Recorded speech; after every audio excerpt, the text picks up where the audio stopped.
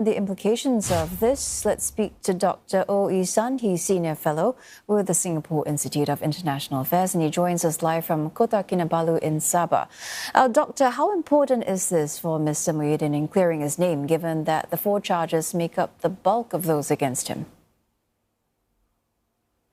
Well, I think coming in the aftermath of the quite impressive electoral results of his coalition, the Perikatan Nasional, in the recent 6 states elections in Malaysia, this would, of course, add to that kind of, shall we say, political wind that both himself and his Perikatan Nasional's political fortune are on the rise. In Malaysia, politics is very often play on this sort of sentiments. So this would indeed increase the political sentiments in favor of his Perikatan Nasional coalition. Yeah.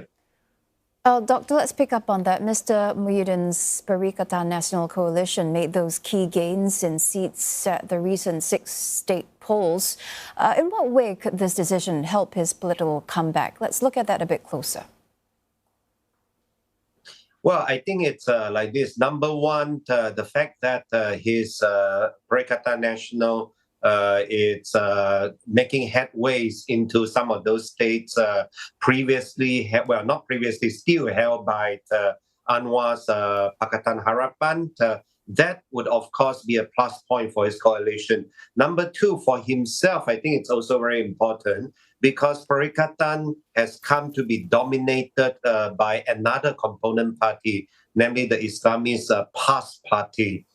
So with him having at least some of his criminal charges cleared, he would then be able to, in a sense, reclaim the leadership for himself and for his Bersatu party within this Perikatan Nasional coalition. I think that part it's what he's aiming for primarily at the moment. Yeah. And Doctor, how do you think he's going to do that? What do you anticipate his next move might be in trying to oust the unity government?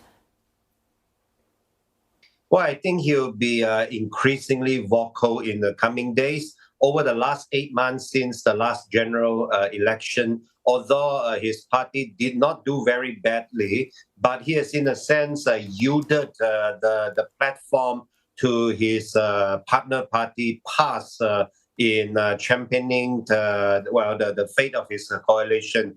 But by now, having his somewhat triumphant spirit reinstalled, I think he will be much more vocal and proactive in reclaiming the mantle of his Perikatan Nasional in the Malaysian political arena. Yeah. And he's managed to chip away at the unity government's sway in traditional power bases like Selangor and Penang. What key impact could this potentially have on Prime Minister Anwar Ibrahim's political fortunes? Well, I think this can be viewed at 2 levels. At the state levels, because Perikatan now has so many state assembly persons in these various states, of course, then they will champion the kind of race and religion-related issues in these states. And it's very difficult for the particular state governments, even though they are aligned with Anwar Ibrahim, to sort of resist this sort of issues. Because if you do not approve of Perikatan Nasional's race and religion-related issues, then you will be viewed as so-called anti-Malay or anti-Islam.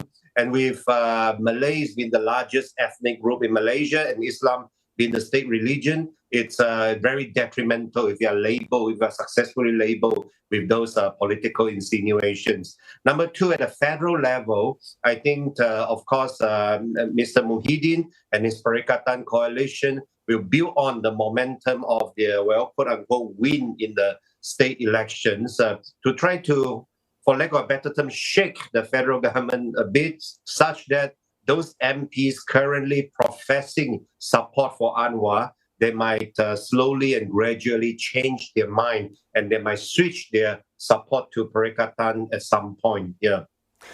Doctor, one last question. Mr. Muhyiddin has long claimed that all these charges are politically motivated. How big a blow is this to Mr. Anwar's campaign against graft, especially targeting Malaysia's political elite?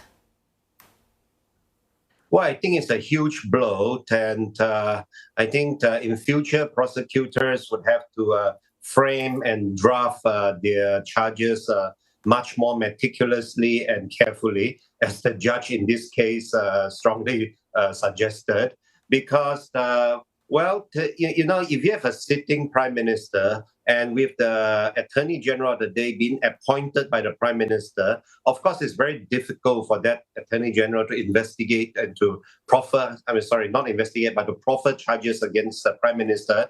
But once you're out of power, of course, then charges could be brought on you and so on. Some would say it's politically motivated, but some others would say, well, it's just created an opportunity for the particular attorney general to frame charges against you because you're no longer his boss. All right, Doctor, thank you very much for your insights. Dr. Oh Yee-sun, Senior Fellow with the Singapore Institute of International Affairs.